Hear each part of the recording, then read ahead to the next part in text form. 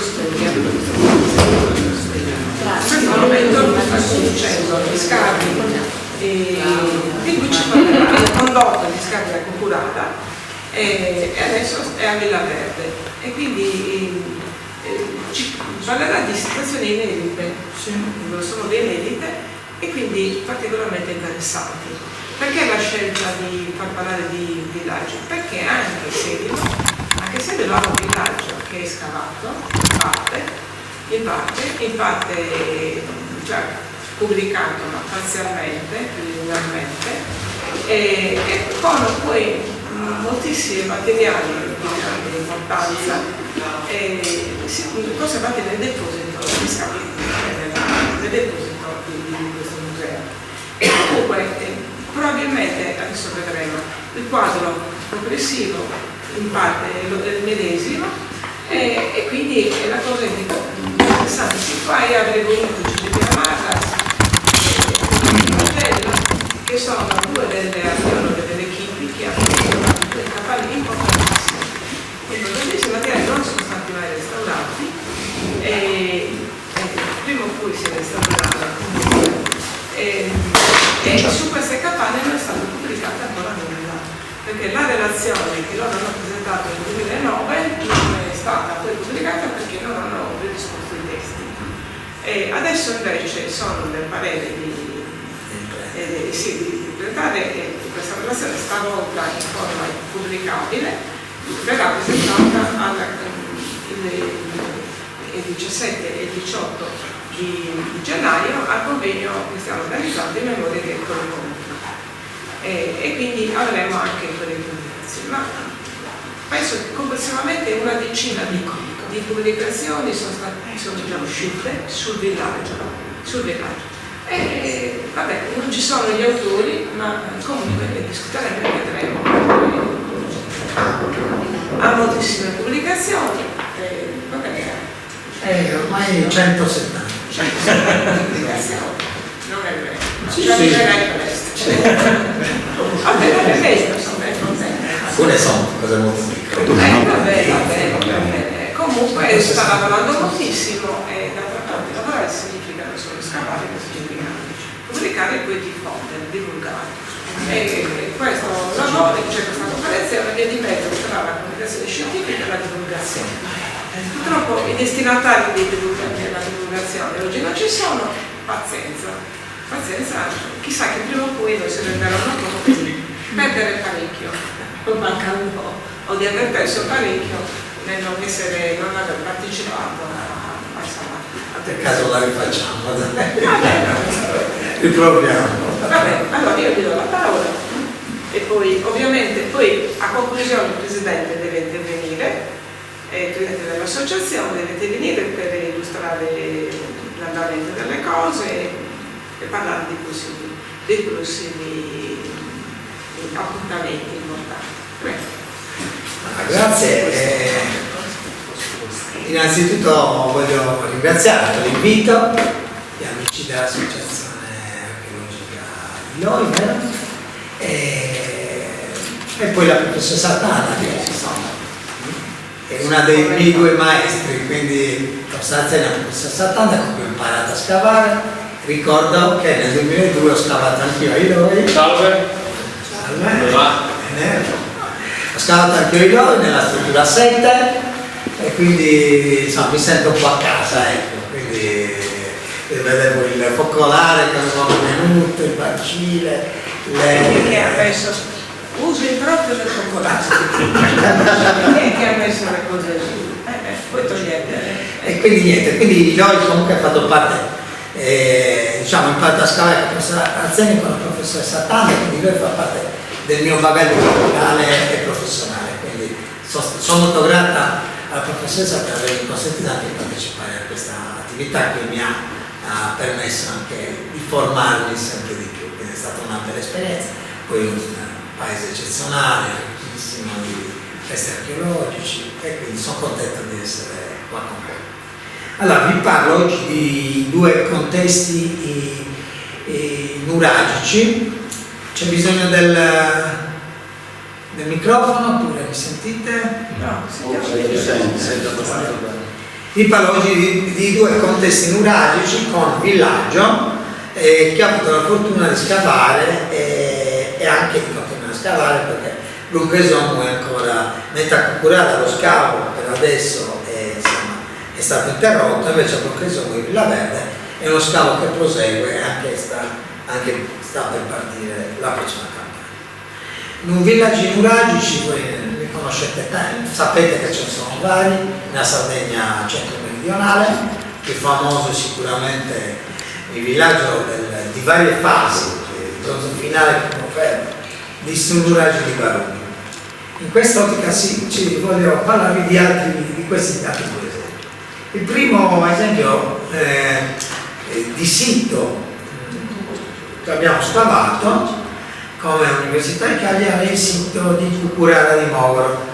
Vedete, Mogoro vicino alla 131, siamo abbastanza vicino a Monte Arci, tanto è vero che c'è stata, vedrete, c'è stata in tutto il territorio una forte occupazione di età preistorica, anche per l'utilizzo dell'ossidiana, che era facilmente, si poteva trovare facilmente in depositi secondari portati dai fiumi del Monte Arci.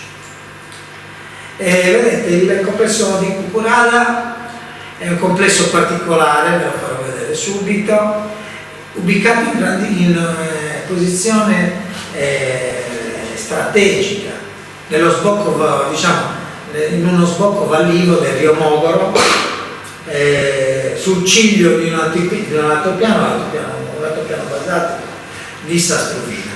Vedete che domina quindi tutta la zona campidanese, sino ad arrivare ai monti del Cuspinese, ma da Nuraghe si vede addirittura il mare, perciò la zona di Mercibì, e poi a sinistra si vede bene la via fluviale del Rio Mogoro, che voi sapete che le valli fluviali erano anche vie di comunicazione in antichità, quindi aveva una grande importanza strategica. Queste sono le foto aeree per farvi vedere insomma dove era posizionata, proprio sulla punta, vedete, di questo grande altopiano basaltico dovuto alle eruzioni mioceniche basaltiche del Monte Arci, che era un vulcano. E tra l'altro il nuraghe Cucurada di Mogoro fa parte di un complesso sistema di controllo. Allora vedete, il puntino rosso è il nuraghe di Cucurada. Questi altri sono tutta una serie di nuraghi che ornano questo grande altopiano basaltico che ho segnato in arancione. Un altro sistema è ubicato nell'altro altopiano basaltico di Rimpetto. In realtà si trattava di un unico grande altopiano basaltico che poi è stato scavato nel corso dei millenni da Rio Mogoro, vedete questo film. E da segnalare in quest'area anche la presenza di un importante villaggio preistorico, il villaggio di Puisteris, che ha restituito attestazioni che vanno dal Neolitico medio, soprattutto Neolitico recente, con le terrazere, e poi dell'età del rame, sino ad arrivare alla media età del bronzo, con la messa in opera di un nuraghe monopolio. Il complesso di Cucurada in particolare è un sito pluristratificato e plurimoniumentario. È composto in realtà da dei resti, da dei monumenti particolari, una muraglia di tipo ciclopico che vedremo, una struttura anch'essa costruita diciamo in tecnica ciclopica di non ben chiara collocazione cronologica culturale e anche tipologica, i resti di un villaggio, di un grande insediamento prima dell'età del rame e poi nuragico, e poi un particolare nuraghe complesso. Gli scavi si sono tenuti sin dal 1994 con la direzione scientifica di Enrico Azzeni e di Veneziano Usai della Soprintendenza Archeologica. Ci sono stati almeno 9 cantieri, in realtà 11 cantieri di scavo e più alcune campagne di documentazione. Il tutto è stato restaurato perché adesso, perché gli scavi in realtà non siano stati ultimati, è possibile visitare il sito, quindi se vi capita è gestito da cooperativa, quindi è stato aperto al pubblico. È stato oggetto il monumento, il sito anche di un finanziamento regionale con la legge 7 del 2007 che ha portato allo studio dei materiali e anche alla pubblicazione di un volume ricerca e progetto curato da Mogoro che è stato da me curato. Vi volevo far vedere, perché poi vi farò vedere fotografie e come è strutturato il monumento per parlare poi del villaggio, che è un po' l'argomento principale. Vedete un murario tipo complesso, molti di voi conoscono murari, ne ho visto tanti, particolari, risultato di una serie di fasi costruttive. Vi dico subito, poi vedremo queste fasi, che abbiamo una fase sicuramente più antica, con un murario a corridoio, che questo qui rimane praticamente queste due cellette, F1 e F2, a cui in una seconda fase si è aggiunto tutta una serie di torri successive. È un murario particolare, non rientra bene nelle categorie tipologiche di lì. Ad esempio non ha un mastro, non ha una torre centrale. Questa che vedete, Torre Allo, vedremo in realtà una sorta di vano, di grande capanna ubicato sulla sommità del monumento, ma non c'è una vera e propria torre centrale. Quindi ciò è dovuto alla persistenza del nuraghe, del proto-nuraghe. Il monumento è stato, vi faccio vedere subito, vedete, purtroppo negli anni 50 è stato oggetto di distruzione perché era stata impiantata, una cosa assurda, se contate che negli anni 50 si scavava su Nuragi, era stata impiantata una cava di materiale lampide. In realtà la cava doveva essere ubicata all'ingresso dell'area, qui ci sono i tagli, tanto è vero che là è stata costruita la struttura d'accoglienza, che adesso ancora esiste, ma in realtà i cavatori non si ponevano tanto problemi e quando non c'era nessun controllo minavano. Se vedete questo che ho cercato era una pietra spaccata dalle mine, come vedete a pochi metri dalla struttura, e ce ne sono tante, un centinaio tutto attorno a murare. Quindi la cosa ha comportato problemi chiaramente strutturali, distruzioni e comunque anche le vibrazioni delle esplosioni che portavano distruzione, e poi la distruzione lo vedremo di gran parte del villaggio. Nonostante le distruzioni, nonostante i crolli, sappiamo bene che nei nuraghi è difficile trovare stratigrafie perché i grandi crolli, questi massi enormi, spesso sconvolgono le stratigrafie. Siamo riusciti a trovare dei lembi stratigrafici ancora interi che integrati fra di loro hanno permesso la ricostruzione della lunga vita del monumento. Quindi abbiamo una prima fase di frequentazione di età neolitica con la cultura di Ozieri, sporadica, una frequentazione dell'età del rame con la cultura del Monte Claro, a cui si può relazionare un villaggio, una muraglia tipo ciclope, e forse questa è la struttura che vi faccio vedere. Abbiamo poi le fasi di frequentazione protostoriche, nuragiche, abbiamo muraglia arcaica, protomurario o nuraglia corridoio dell'inizio del bronzo medio.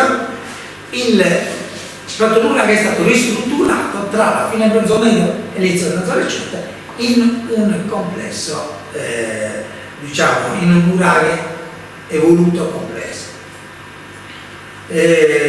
Abbiamo poi fra la fine del bronzo recente e l'inizio del bronzo finale una fase di abbandono, di crolli, una rifrequentazione del monumento parzialmente crollato tra il bronzo finale e la prima età del ferro, con delle risistemazioni, soprattutto riferibili all'età del ferro, ancora crolli, il monumento viene abbandonato dopo una sporadica, quindi con pochissimi elementi dell'età del ferro, per poi essere frequentato in epoca romana, in epoca repubblicana, in epoca imperiale, con una frequentazione sporadica in età medievale. L'ultima frequentazione era una torretta di quelli che controllavano il territorio antincendio, insomma, quindi i primi strati erano le bottiglie di birra e le cozze che si mangiavano. Però anche quella è una testimonianza della vita del nostro. Sbaglio, in realtà l'ultima frequentazione è stata quella da parte di noi archeologi che abbiamo chiuso il giro. Per quanto riguarda il villaggio di cui parleremo, vi parlerò di tutto il monumento delle varie fasi, vi faccio vedere il villaggio È in questa fase in cui il monumento è stato ristrutturato e è stato impiantato anche il villaggio. Siamo diciamo agli inizi, fine del bronzo medio, inizi del bronzo del Cinema. Vediamo brevemente diciamo, queste fasi. La prima fase abbiamo trovato ceramica e elementi in ossidiana tipici della cultura alzese. Non ci deve stupire perché siamo vicini, come vi ho detto, al grande villaggio neolitico di Custedis, che è stato indagato da Corrado Pugello e ha avuto la fortuna di scavare una sacca e che ha restituito un puro diciamo, contesto di cultura alzese, come potete vedere sia dai frammenti ceramici sia da quelli ossidiani. La seconda fase importante che è stato uno dei motivi per cui il professor Azzeni decide di scavare la culturale, è il fatto che il complesso protostorico-nuragico insiste su un insegnamento nell'età del rame. Questo è interessante perché non so qua a Sedilo se c'è questa cosa, ma in questa zona della Marmina si ripete spesso la frequentazione da parte delle popolazioni nuragiche di siti già a Monte Claro. Evidentemente condividevano la medesima esigenza di controllo territoriale e quindi spesso sul villaggio, sull'insediamento. Quindi abbiamo, riferendosi a questa fase del Monte Claro, resti di capanne e poi queste due strutture che vi faccio vedere.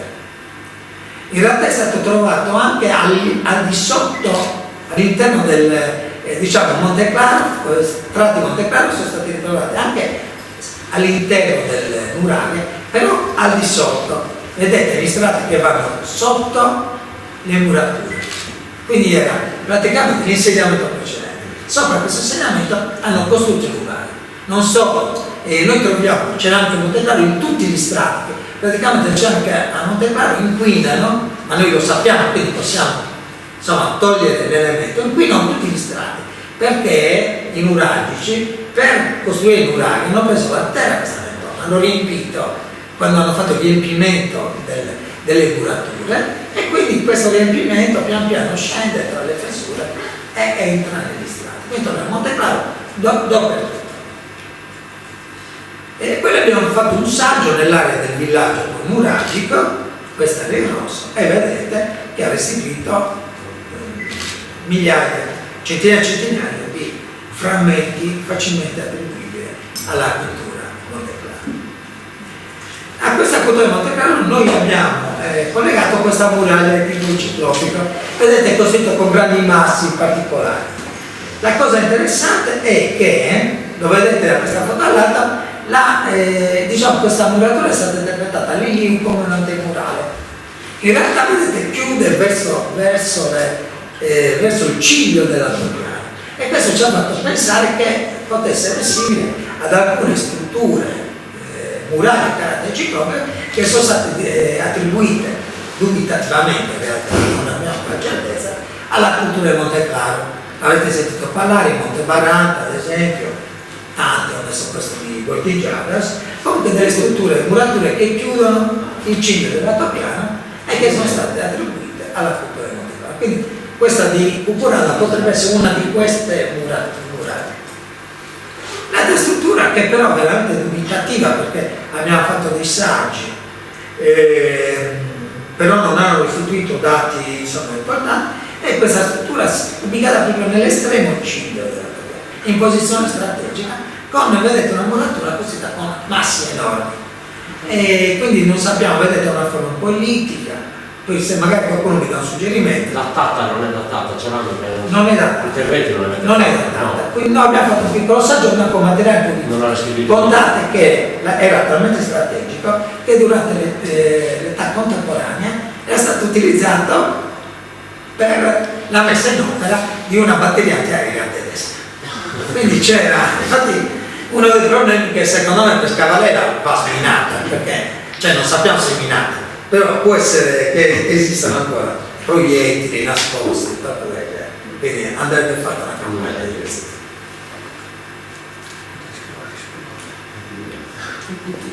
Andiamo invece alle fasi di frequentazione protostorica. Ha testato questo tipo di ceramica, che è una ceramica, diciamo, con decorazione metopale, sono queste grandi piste olee a tesa interna, che sono proprio della fase che viene chiamata bronzo medio secondo o faccia di San Cosimo. E a questa fase è riferibile una datazione molto antica che vedete fatta su un seme, che è riferibile proprio a queste fasi iniziali del bronzo medio, tra il 1980 e il 1740 calibrati. E a questa fase noi attribuiamo questa zona che vi dicevo, questa parte reniforme che è proprio del nuraghe corridoio. Vedete le zone interne, abbiamo due vani che si contrappongono, una struttura cruciforme. Faccio vedere un attimo la planimetria iniziale, dove si vede meglio. Vedete? Una struttura, due vani, F1 e F2, che uniti da un corridoio, e poi un altro corridoio, perpendicolare al primo, che doveva avere due ingressi, quindi un corridoio passante, che poi è stato obliterato, chiuso da un rifascio successivo. Questo è quanto rimane del nuraghe a corridoio. Ci sono altri elementi, ad esempio la pezzatura molto piccola, non si ha una copertura ogivale, ma tronco ogivale, non si vede bene, ma ha ancora una copertura con delle piattaballe, che è tipica di queste fasi molto antiche di questi nuraghi. E in questa quarta fase, in cui il nuraghe viene ristrutturato completamente, viene aggiunto al nuraghe, vedete dall'alto, a questo nuraghe a corridoio che deve essere franato, quindi a un certo punto costruisco attorno a questa struttura, anche che in qualche maniera è ancora misteriosa, costruiscono una serie di torri, la torre nord, una torre qua, lo vediamo, la torre D, torre C, torre D, torre E, un cortile e il villaggio che è pertinente a queste fasi. Abbiamo delle datazioni pertinenti alle fasi, queste fasi del bronzo recente, fa la fine del bronzo recente. Vi faccio vedere, come se stessimo facendo una visita, le varie parti riferibili a queste torri e le varie parti riferibili a questa fase. Noterete subito delle particolarità diverse dal miniatura nuraghe, che secondo me sono dovute proprio alla preesistenza, cioè al fatto che dovevano in qualche maniera costruire delle cose tenendo conto della grande massa del nuraghe a corridoio preesistente. Ad esempio in questo ingresso, che dà a un corridoio, non so qua niente di strano, però guardate la planimetria. Sulla sinistra troviamo, ve la faccio vedere, un muretto, da cui si riparte una scala che porta a una celletta, già una cosa strana. Sulla destra, invece, vedete questa scala che porta sulla sommità, vedete anche l'inclinazione assolutamente curiosa di questo vano scala, dovuta secondo me al fatto che dovevamo tener conto del nuraghe corridoio, di parte del nuraghe corridoio. Questa scala, tramite il pianerottolo, che vedete porta a quello che dicevo, la torre A, che abbiamo chiamato la tassa Emilio, vano A, un vano con due grandi nicchie, costruita sui crolli. Noi non siamo potuti scendere ancora perché praticamente i filati di base poggiano sui crolli e avremmo dovuto veramente fare un'opera incredibile di svuotamento, tolto il crollo, col pericolo veramente di distruggere anche questa capanna. Quindi ci siamo dovuti fermare. Però lo scavo di una nicchia ha restituito ceramica e una datazione a cavallo tra il bronzo medio e il bronzo recente, che quindi ci dà informazioni su questo momento costruttivo. Ancora, ad esempio è stato costruito faccio già notare un corridoio cieco qua che poi vedremo meglio, che forse anch'esso è riferibile alle fasi più antiche. Però vedete, cosa c'è? Costruisco prima una torre sopraelevata, un pano sopraelevato, perché presumibilmente sotto c'era ancora parte della nuraghe corridoio. Vedete un vano particolare, un vano navetiforme, a cui si accedeva tramite sicuramente una scala lignea, e invece poi abbiamo delle torri, diciamo, abbastanza classiche, cioè evolute a tolos, come vedete la torre D, questo è l'ingresso, con architrave, finestre della discarica, e qua abbiamo trovato una stratigrafia importante che va dalla prima costruzione, quindi al Mesollicene, sino alla prima età del ferro. E adesso vediamo a ritroso, quindi vediamo prima le prime fasi costruttive e poi vedremo quelle successive. Questa è la fase, il grande basolato di base, su cui poi è stato piantato, sempre in queste fasi, del bronzo recente, un focolare. Infine l'ultima torre, tra l'altro con una scalinata curiosa, perché il cortile viene riempito, che porta a una torre, insomma, circolare abbastanza. E poi infine è stato nelle ultime campagne si è rivenuta la torre nord di cui non conosciamo l'accesso, diciamo, uno dei misteri. Siamo potuti entrare dall'alto, dalla pietra di colmo che era stata in antico rialzata, e quindi siamo potuti entrare, però in realtà non sappiamo da dove si entrasse in questa torre. Anche perché non è stato possibile scavarla, perché comunque ci sono problemi strutturali e ci sono 9 nicchiette architravate lungo tutto il perimetro. In una di queste ha ceduto l'architrave, e quindi chiaramente immaginate cosa comporta scavare in questa situazione. Dobbiamo scavare dall'alto, chiaramente una marea di sode. Materiali? Qua non abbiamo fatto lo scavo. Però vi volevo parlare del villaggio. In realtà doveva esserci, riferibile a questa fase molto recente, un grande villaggio di cui abbiamo ritrovato, vedete, un lembo sull'ingresso al cortile, sulla fronte d'ingresso al cortile, sia all'esterno e poi vi dirò all'interno. In realtà questo villaggio doveva essere molto più vasto. Ora vedete questa grande depressione dove non c'è nulla, e questa depressione doveva esserci le campane, secondo me, con mezzi meccanici hanno asportato tutta questa grande parte del villaggio. Vi dico che c'è il detto che la metà delle strade dell'Oristanese sono fatte con pietre, diciamo la fondazione fatta con pietre che vengono dal naturale.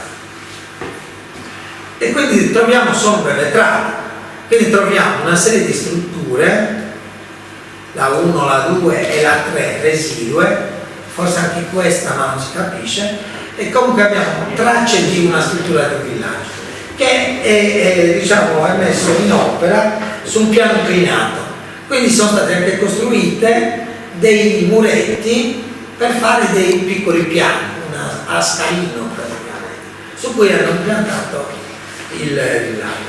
Faccio notare che la capanna 1, non so se si vede bene, è stata praticamente tagliata e sezionata da questi tagli. Qui si vede parte della muratura, è anche interessante perché abbiamo trovato delle lastrine perpendicolari alla muratura, delle lastrine in marna che formavano dei piccoli stipetti, forse qui c'era una pietra sommitale che proprio è tagliata quasi a metà presumibilmente dai mezzi meccanici. Vi faccio vedere dall'alto. Vedete, si vede un po' queste lastrine. Questa è la campana che è stata tagliata, e poi si vedono alcuni edifici, si vedono dei muretti appunto di terrazzamento, una struttura circolare. L'unica, questo si vede un po', vedete, il piano inclinato con i terrazzamenti. Questa è la struttura di cui parlavo, una seconda struttura tipo circolare, e poi questa, diciamo, è la struttura esterna, meglio conservata, c'è un muretto in mezzo che poi è stato trasportato, quindi una seconda fase. Comunque abbiamo una struttura circolare, curioso, era stata lastricata con lastre di marna bianca. Quindi si vede bene, insomma, vedete il giro delle pietre e il lastricato, il basolato in lastre di marna bianca. E poi, curiosissimo, un particolare inedito, insomma, inedito no, non inedito, è già edito, però insomma è molto particolare perché non è facilmente rintracciabile in altri nuraghi. In questo praticamente il villaggio si espande anche all'interno del grande cortile. Qui vengono costruite almeno 3 capanne, la capanna nord, la capanna ovest e la capanna sud, all'interno del cortile. Noi nella prima fase pensavamo che fossero delle capanne del bronzo finale, in realtà quindi della fase in un momento di ristrutturazione, in realtà invece sono delle capanne del bronzo recente pertinenti proprio alle fasi in cui è stato costruito il murario complesso. Ve lo faccio vedere, questa è la planimetria, la capanna nord, la capanna ovest e la capanna sud, e questo vanno nord-ovest molto interessante, si vede anche dalle foto dall'alto, la capanna nord, la capanna ovest e la capanna sud. Faccio vedere i particolari, questa è la grande capanna nord, vedete quindi con delle murature che si appoggiano alle strutture murarie del cortile. È molto particolare la capanna ovest, perché l'abbiamo trovata anch'essa lastricata, in questo caso con lastre di basalto, anche se ce n'è una o due in marna, e però con una curiosa vasca centrale e con una canalizzazione che dava verso l'esterno. Quindi evidentemente una strutturazione idraulica, però non abbiamo trovato elementi che ci possano fornire una spiegazione di questa strutturazione. E poi invece la capanna sud, anche questa parzialmente lastricata, non ho una foto però si vede il lastricato e anche resti di un focolare centrale. Interessante questa parte qua, praticamente nella zona nord-ovest è stato lasciato una specie di pozzo. Questo pozzo permetteva l'accesso, che è questo, permetteva l'accesso a un vano cieco, che è questo. E abbiamo fatto dei saggi che hanno restituito resti di pasto, una macina, una grande macina, che è questa, e è una datazione molto antica alle fasi del bronzo medio. Evidentemente si tratta di un corridoio che era già pertinente al nurario al corridoio, che poi è stato rispettato. In una zona molto fresca la presenza di resti di pasto nell'ano elementi ci fa supporre che dovesse essere vano per la conservazione delle terre ardenesi. In realtà è ancora da scavare questa. Queste sono le ceramiche che sono abbastanza classiche del bronzo recente, come vedete con l'albero ingrossato, ciotole carenate, scodelle con una risega interna. L'altra, cosa succede? A un certo punto ci sono dei crolli che obliterano queste capanne. Vedete qua si vede il crollo dei conci, dei dimensoloni, conci lavorati, quindi cadono le sommità. Cadono le sommità tra la fine bronzo recente e il bronzo finale, e su questo crollo abbiamo trovato tracce di un butto, di una frequentazione del bronzo finale primo ferro, con elementi ormai, vedete, abbiamo una datazione che vi farò vedere molto interessante, riferibile a questa fase. Comunque abbiamo broccascoide, decorazione doppio cerchiello, vedete anse canaliculate, che sono proprio in queste fasi di passaggio, bronzo finale e poi propriamente della prima età del mondo. Cosa succede? A queste fasi si può riferire anche un momento di frequentazione dell'atolo che abbiamo visto. A un certo punto, durante l'età del ferro, viene costruito un balcone perimetrale, non so se riuscite a vederlo, e focolare centrale. Cosa abbiamo trovato? Una cosa assolutamente inusuale per un nurario, la presenza di un bronzetto. Un bronzetto con scena di caccia, questa ricostruzione, vedete c'è un muflone, un ariete viene colpito da terra da un guerriero nuragico, e vedete con la tipica lancia che è stata anche ritrovata, azzannato al collo da un perro. Cosa è successo? In realtà viene un po' presa sotto traccia questa indicazione. Io ho fatto adattare dei semi che sono stati trovati in associazione con questa saccetta, che ha dato, guardate, un'adattazione all'età del ferro, che io sappia è l'unica datazione di una fase d'uso di bronzetto. Ora, qualcuno mi può dire che non può essere che il bronzetto sia stato fatto prima, e questo può essere, solo che è stato utilizzato, questo dato certo, in questa fase, età del ferro. Io, se vogliamo, penso che sia dell'età del ferro il bronzetto, perché qualcuno sostiene, altrimenti. Questo è un esempio, insomma, questo motivo dell'animale azzannato al collo da un cane, lo ritroviamo ad esempio in un bronzetto da Karlsruhe e in un bronzetto, questo a sinistra, in realtà sono due bronzetti che sono stati messi assieme casualmente, ma non sono due bronzetti, non è un unico bronzetto, c'è un offerente, però questo viene da Sterzini, da Tempietto Inantis di Sadona di Orgia, che ha lo stesso questo motivo del cane casana. Le altre fasi, poi tutto viene coperto dai grandi crolli e poi con fasi, non ci interessa, quello che lo adesso, con fasi di frequentazione di età romana, abbiamo romano repubblicano, romano imperiale, questa c'era, questa ne avete anche poi qua e infine c'era l'eredità giudicata. E questo è quanto, diciamo, chiaramente c'è moltissimo da dire, ecco, però chiaramente qual è i due siti. Spero di avervi fornito il quadro generale di questo monumento.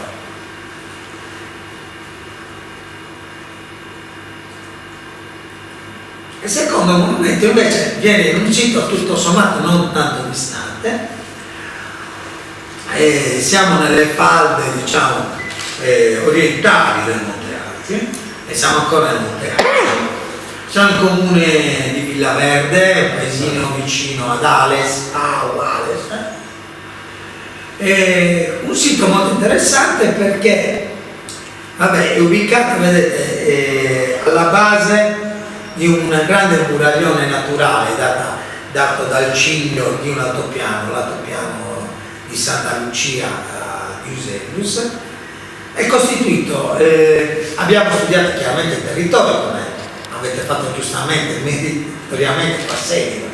Per capire meglio il sito abbiamo con Marco, che ha fatto anche la tesi di dottorato su queste fasi, abbiamo studiato il territorio per quanto riguarda l'epoca preistorica e protostorica, quindi queste sono una serie di nuraghi complessi che ubicati spesso in zone vicino a vie di passaggio, zone di pascolo, insomma zone economicamente importanti.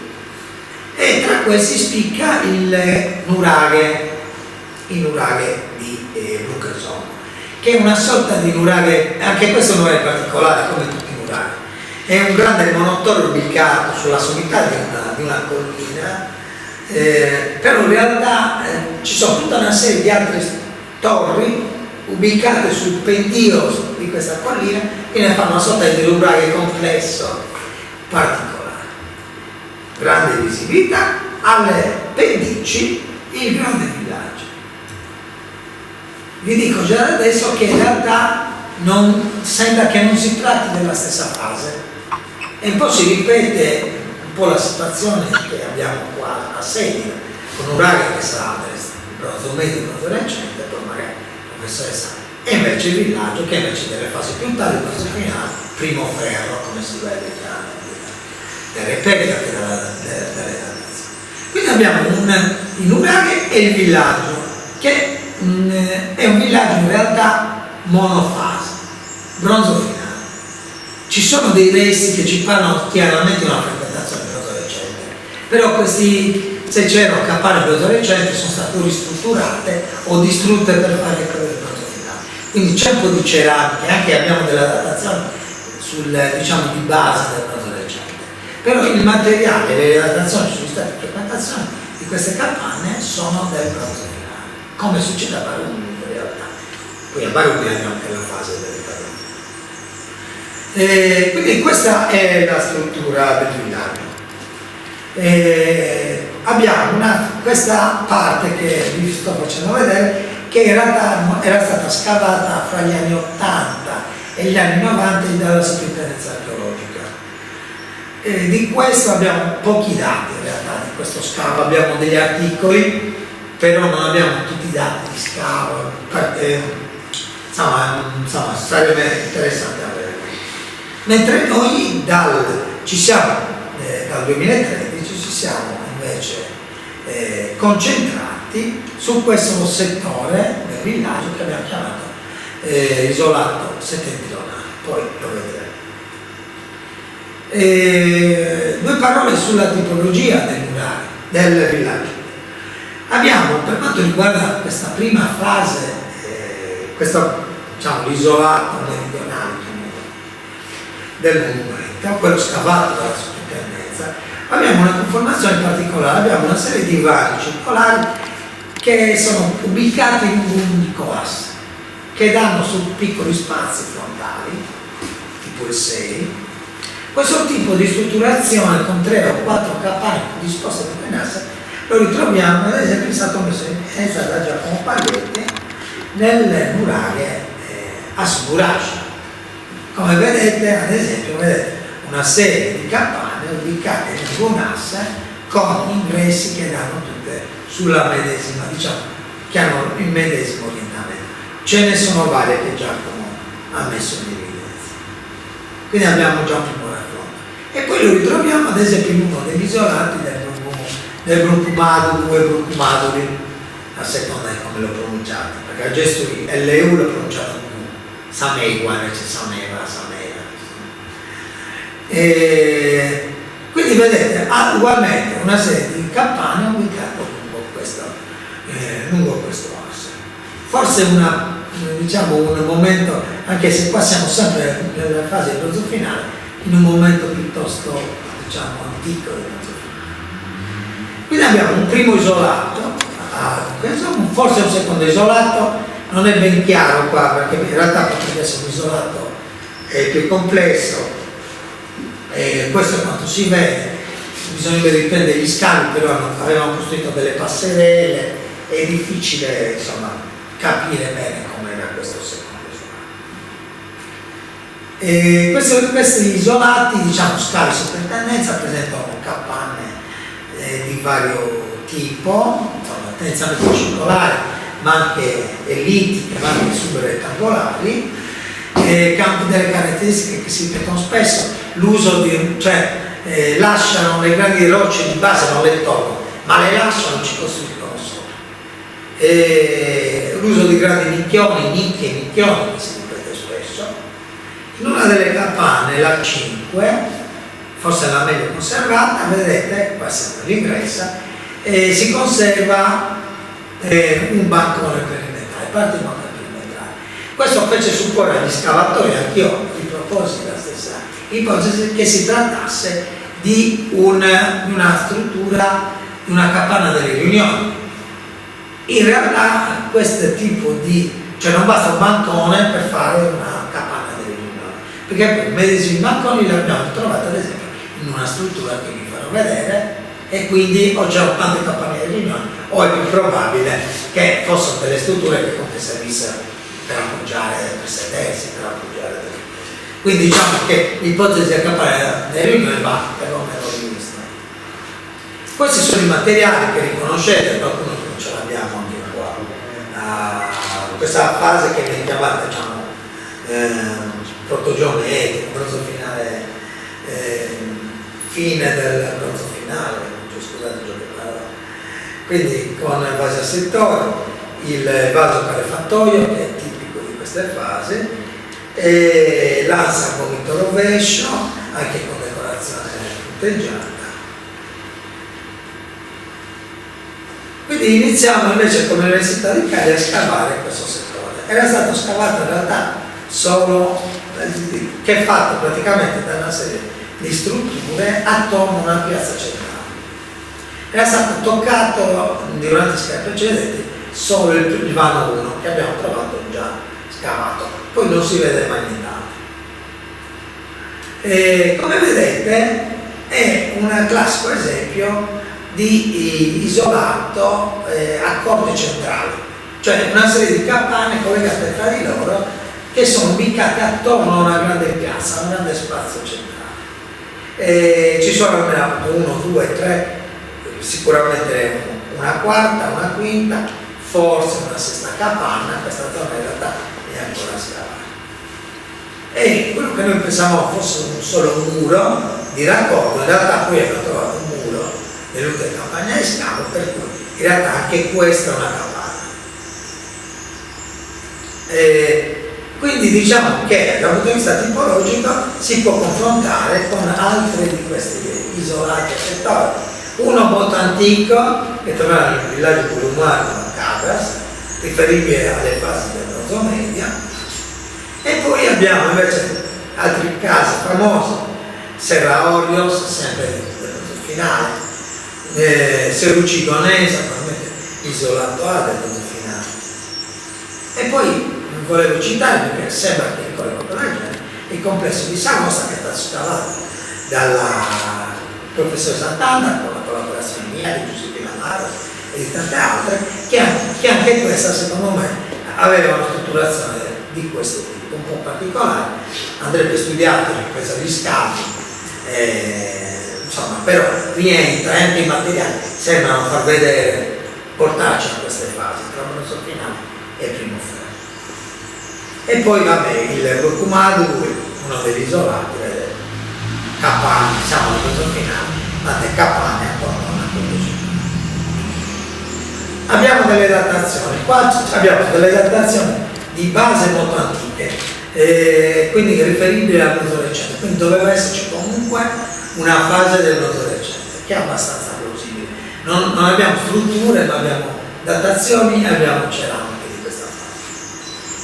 Ceramiche bronzo recente sono state trovate anche a Sumuraci Barumi, anche se quelle capanne sono del bronzo finale, però anche a Barumi doveva esserci sicuramente una fase precedente, addirittura forse il bronzo medio, ma sicuramente bronzo recente. Vediamo alcune di queste strutture. Dite, sto parlando troppo, ci siamo col tempo. Allora, la struttura 1 vi ho detto, noi abbiamo dati, e quindi insomma ve la faccio vedere dall'alto, con nicchioni grandi. Molto interessante la struttura 16, che è quella che abbiamo meglio studiata, abbiamo scavata con Giacomo Paglietti, è stata pubblicata sulla rivista di Scienze Cristiane. Una capanna circolare, vedete, originariamente lastricata, vi farò vedere, ha delle caratteristiche particolari, tanti come dire, spunti di studio. Il primo, lo vedete, è un aggetto molto pronunciato, per cui possiamo pensare, non vi ho parlato delle coperture, possiamo pensare che in qualche caso ci fosse una copertura a Soros. Questa è una cosa che è stata studiata sia dalla Marras e da Noemi Cappai, per quanto riguarda Sagosta, ma anche a Sedile è stato proposto per alcune di queste capanne. Quindi, siccome queste strutture, vi ho detto, hanno conservato elevati di 3 metri, qua siamo su di circa 3 metri, e l'altra 17 o 3 metri e mezzo. Ma di alzato? Di alzato, sì. E lui non ce n'è così, Però diciamo, qua abbiamo questa per adesso. Possiamo ipotizzare anche un crollo. Mi ricordo che era ben pieno di crolli, Qua si vede la gente. Come la 14, quello e comunque qua abbiamo trovato anche, come a Sagosta, sono degli strati con tante lastre, oltre al massimo normale anche lastre piante, per cui abbiamo ipotizzato una costruzione di questo tipo. Chiaramente non ne abbiamo accettato.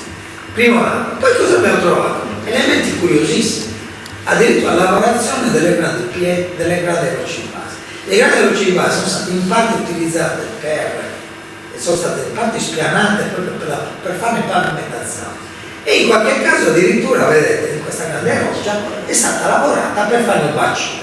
Cioè qua noi avevamo il bacile che abbiamo portato via con tante maledizioni, mi ricordate, e la scena. E qua invece no, l'hanno direttamente scolpito nella roccia di base.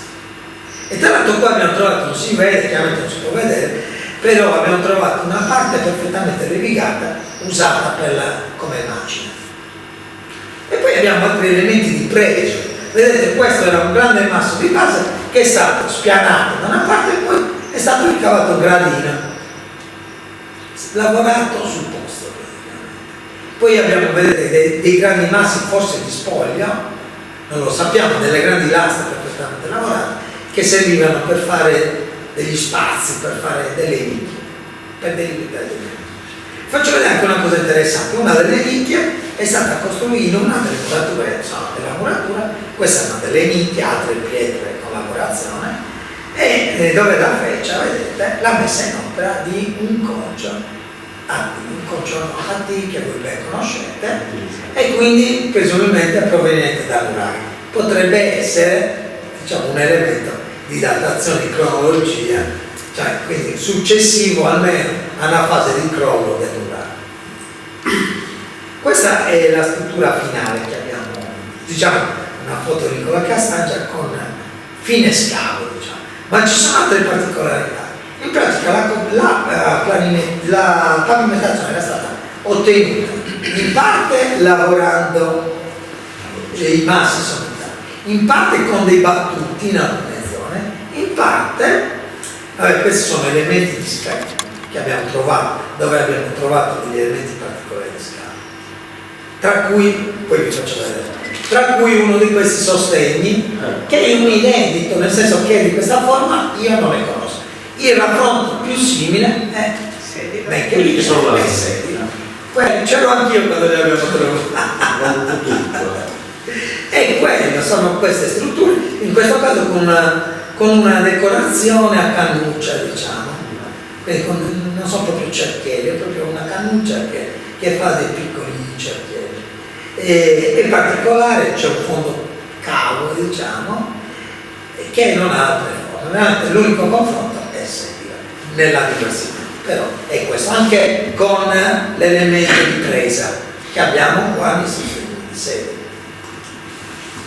Questi sono altri elementi che ci portano a queste fasi finale, e quindi blocchi ascoidi non decorati, blocchi a collo con colletto segnato da una decorazione plastica, con cordone plastico taccheggiato, anzi argomento rovescio, il vaso calefatoio, la grande coppa di cottura che però non è databile perché le coppe di cottura sono da brodo medio e arrivano praticamente alla del ferro, un piccolo vasetto miniaturistico, che anche questo è di difficile datazione perché in realtà c'è chi lo mette al bronzo medio, un bronzo recente, un bronzo finale. Guardi, anche il vostro sì, esatto. Poi va bene, rocchetti, altri elementi. Scusate. Però guardate, vi dicevo, la pavimentazione in una zona era pavimentato con delle lastre piatte. Lastre piatte erano ricavate da delle forme di fusione. Quindi le forme di fusione sono state utilizzate come materiale di scatto, siccome erano piatte, le hanno messe come pavimentazione di riutilizzo. Quindi nelle vicinanze doveva esserci una fotogramma. Non sappiamo bene dove, c'è speranza prima o poi di beccarla, però non siamo riusciti a trovarla. Con delle forme sia di pugnali o di lanci, diciamo di punta di lancia, e poi i classici scalpelli che poi potevano essere poi lavorati per fare le asce a margine di alzare. Le datazioni ci confermano questa, sono datazioni quasi tutte, forse una molto antica, forse alle fasi più recente, e poi le altre sono molto simili, sono delle bronzo finali.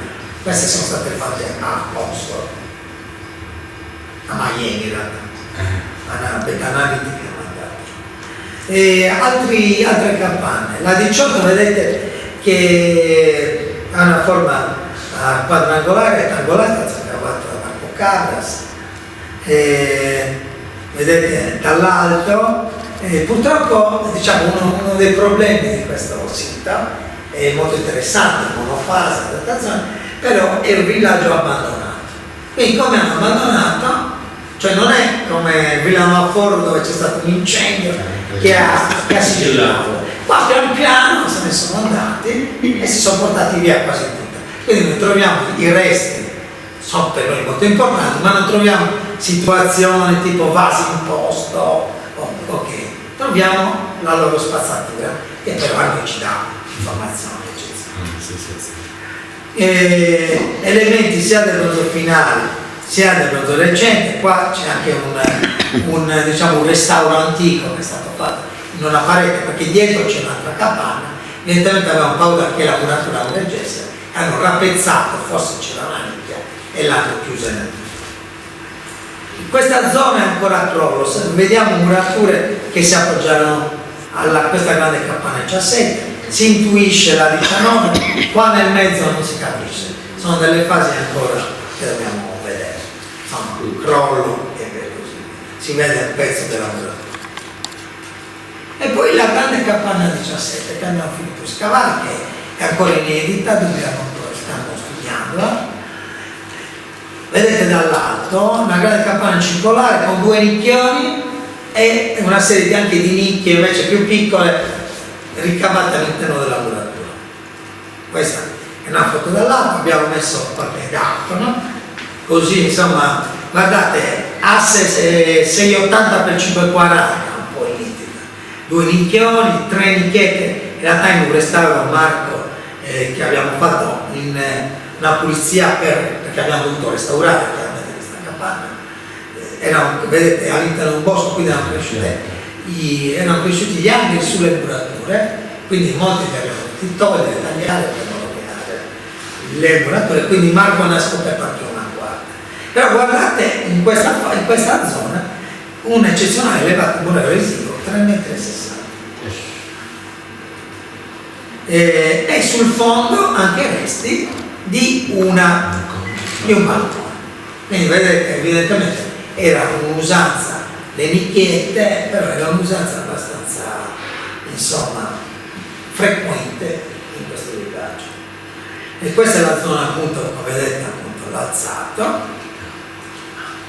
le nicchie, questo siamo alla fine dello scavo, anche qua presenza di uno di questi lastroni ben lavorati per una nicchia, e abbiamo trovato anche qua diciamo una capanna tra virgolette piuttosto povera, quindi si erano portate via quasi tutte, però siamo riusciti a ricostruire una fotografia abbastanza precisa delle datazioni e ci hanno un po' permesso di capire cosa era successo. Quindi un grande strato di crollo e poi una serie di strati di frequentazione. Questo è il grande strato di crollo, questo era l'inizio degli scavi, quindi si intuiva la capanna, ma in realtà non si vedeva niente.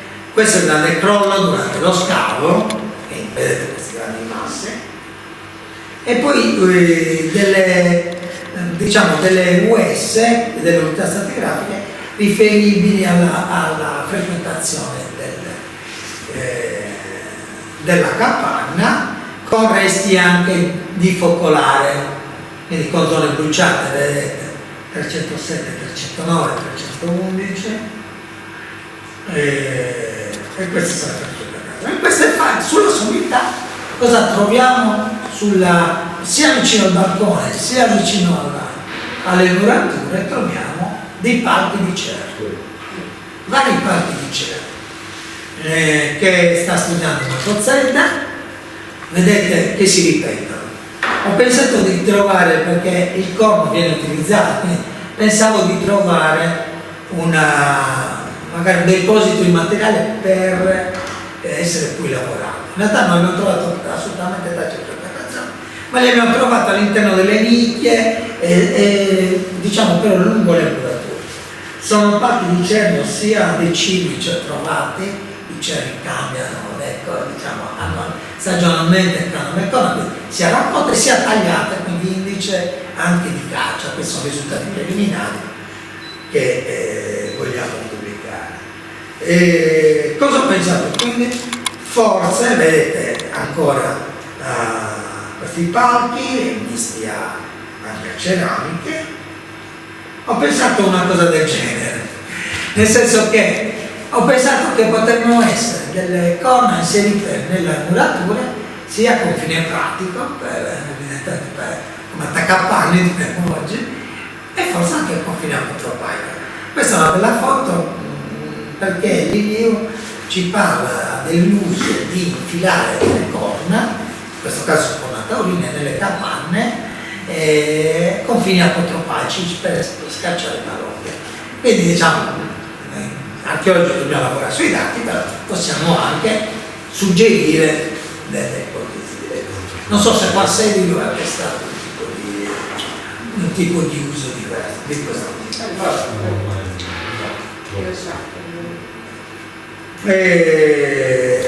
Niente, quindi poi abbiamo trovato le tracce insomma di una pavimentazione, in parte anche ancora resti di basolato, un frammento di una vasca che deve essere utilizzata. E poi questa sono le rocce, come si dice, paleoe, e la roccia in base sono delle formazioni vulcaniche che si sono conservate e che poi tra l'altro si spaccavano, si trovavano e all'inizio dicevano ma cosa sono queste formazioni diciamo cilindriche, in realtà poi le abbiamo trovate sul fondo e la base, poi sopra di questo hanno costruito, vedete, insomma la base poi delle murature.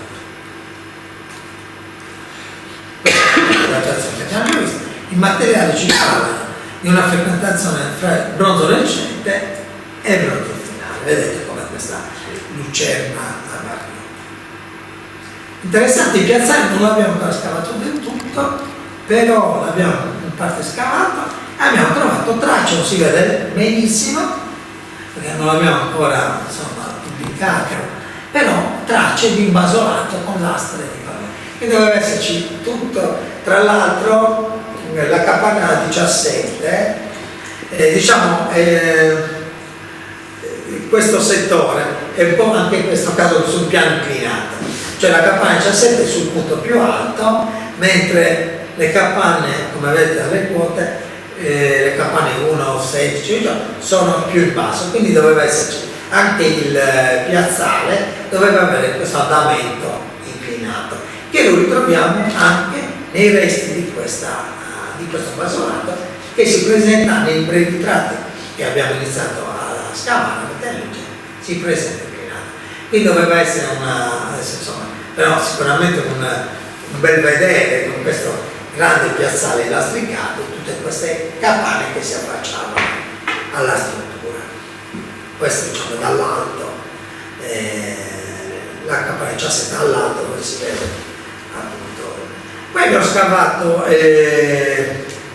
questa fase, noi avevamo già messo in luce questa struttura muraria, quindi pensavo che fosse di raccordo tra le due capanne. In realtà non ce l'abbiamo ancora perché ci stiamo lavorando. Abbiamo trovato, immaginatevi qua, una muratura con un'apertura e quindi anche l'apertura in realtà è una nuova capanna di tipo quadrangolare ricavata tra le due capanne circolari, e questa è la capanna che stiamo scavando. Siamo ancora nelle fasi di crollo, però insomma abbiamo già trovato questo muro di cui adesso vi ho portato rilievo, però dobbiamo portare i nuovi dati nel convegno che verrà fatto in onore del professor Azzeni per il 21 e il 22. E poi abbiamo previsione dal primo 26 luglio abbiamo la nostra campagna di scavo, la settima campagna di scavo, quindi speriamo di avere ulteriori dati e insomma magari la prossima volta vi posso portare. Grazie, ho finito.